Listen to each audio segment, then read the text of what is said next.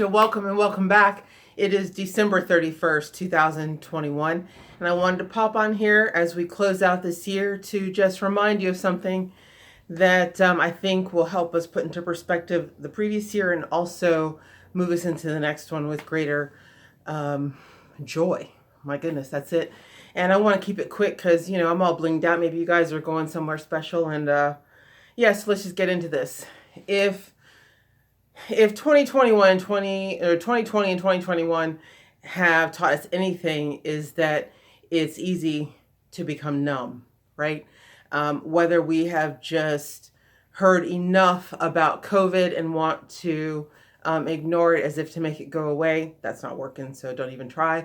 But whatever, if it's the constant conversations of racial undress and redress, another issue that needs to be excavated more, but maybe we've heard enough about it. We've become numb to the conversation.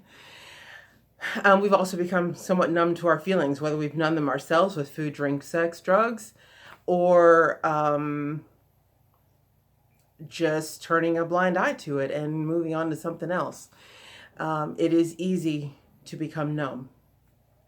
But when we become numb, time seems to either stand still, or we wake up one day and it seems like, where did the time go? And it's because we were sleepwalking. We were on autopilot. We were putting in effort to shield ourselves from the things that are annoying or painful. And so we become numb and we walk through life as zombies.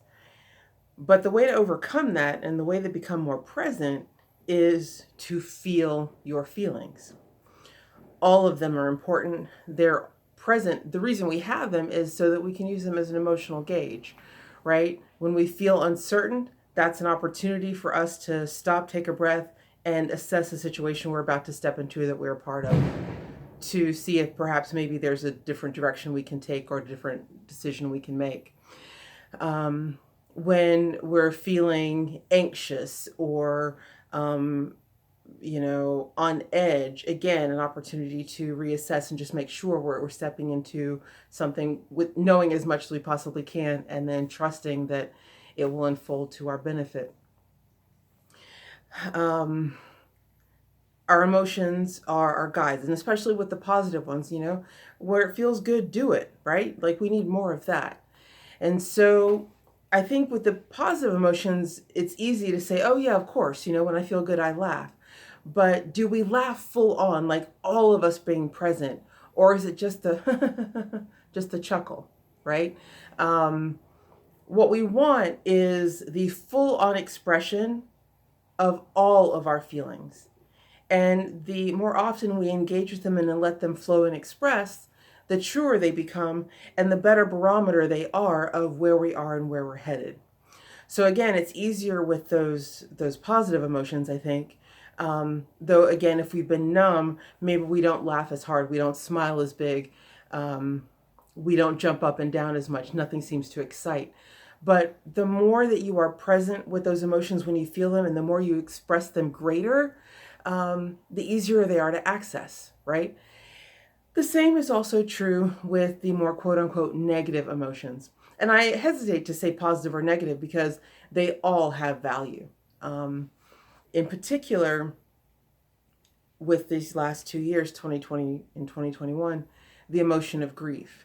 And for those of you who have experienced loss, whether it's loss of a loved one, dear friend, a job, a way of life, or what have you, there needs to be that period of mourning where you express your grief. And so often we're told, oh, you're going to get through it, be strong, as if crying isn't a strength. Crying is nothing more than a release, and it's an opportunity, so we should make the most of it. And when it comes to grief, I encourage you to feel it too, full on, regardless of where you are in the moment, because when your emotions rise to the surface, they are there to point the way for you to go, and they are there for your healing. Laughter is healing, we know this, but so are our tears and so is our sadness. And if we shove it away, what's likely to happen is it may be some time, whether it's weeks, months, or years, before those same emotions come up for healing again. Or we spend, hundreds of thousands of dollars in therapy trying to access that because we know that that's a block that is keeping us from our greater good. Whereas if we were to let those emotions express as they came up, then we would have taken the step towards our healing. My personal experience with this was definitely the emotion of grief when my father passed. And I don't think I was in seminary yet. So it wasn't as though I had this, grand wisdom to draw from, or these set of experiences and context. But I can remember in that time that when I first started to really begin to process what was happening, I remember making a conscious decision to just cry. And the reason was because this was my dad. And if I were going to stuff away those feelings, then what's the difference between stuffing away the feelings of love that had been expressed during the time that he was with me? And so that whole first month, wherever I was, if a thought came to me and I started to cry, I just did. And I let it happen. Not only did I let it happen, I let it get ugly,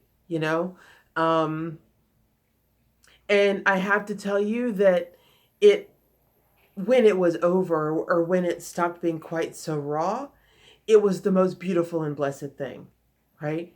And I attribute that time, it's been several years since, but I attribute having walked through that period in that way, with what has given me the strength to remember him in love and joy and not feel the pain and the hurt and disappointment that we don't have time together now in the same way that we would have had he still been with me. And so there's a certain lightness about it. And I have seen that happen again and again as I have experienced loss, that the ability to let my grief flow has made it easier to access greater love, and not just from the one that I feel that I've lost, but from everyone around me. And that has been the key to, for all of the nonsense where I feel like I'm struggling, that I think is where I am, particularly powerful and have something to share. And that makes, I hope, me stronger and a better source of comfort to those around me, and to you as well, because who knows who's going to see this and when. So yeah, feel your feelings, because it is in that way that we mine the precious minerals and gems of the muckiness of our experience that makes it worthwhile. And so let's carry that into the next year and see what a difference it makes. I can't wait to hear your stories. I know I'm going to be sharing more of mine, and let's get to it. Love you. Bye.